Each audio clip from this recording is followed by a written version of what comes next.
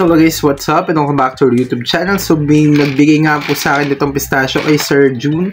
Shoutout po sa inyo. So, binigyan nga po akong pistachios. Then, naisip ko, ano nga ba yung mga benepisyo ng pistachio? And, magugulat din kayo guys kung ano yung mga benepisyo nito. Ayan, so kung hindi pa kayo nakakain ng pistachio, masarap ang pistachio, bumili na kayo. And, yun. Andito yung link. Hindi, joke lang. Wala kami nabentang ganun.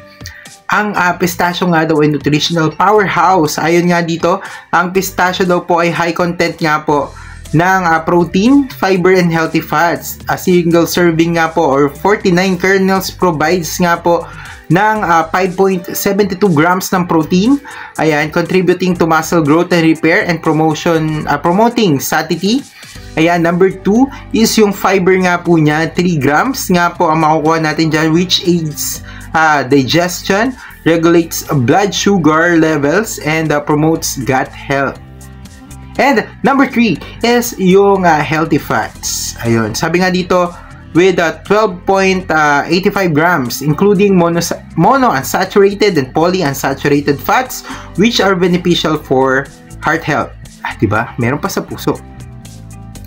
And bukod nga po dito sa mga macronutrients, pistachio are also rich in vitamins and minerals. Alam nyo ba yon? Including vitamin B6 with 28% of daily value. Ayan.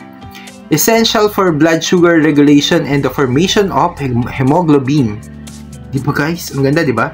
Number 2 is of course potassium. May potassium din nga po siya with 6% of the daily value. Important for maintaining healthy blood pressure and muscle function. Ayun nga po with 6% ng potassium, di ba? Para sa mga katulad natin na nag-high blood. Sus ko po.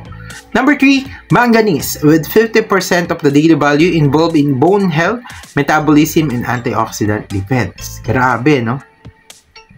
Parang overall na siya, no? Pero meron pa nga po with number 4, phosphorus, 11% of daily value, crucial for bone health, energy production, and cell function.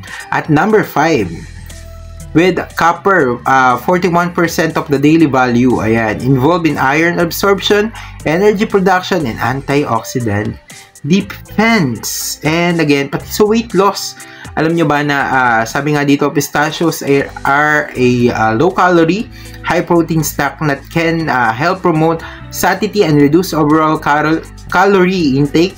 Ayan, studies have shown that eating pistachios in their shells can lead to a significant reduction in calorie consumption due to the mindful eating process. Oh, diba? Saan ka pa? Pistachio ka na. So, eto nga po siya. Wait lang, tanggalin natin. So, ito muna po yung tsura ng pistachio.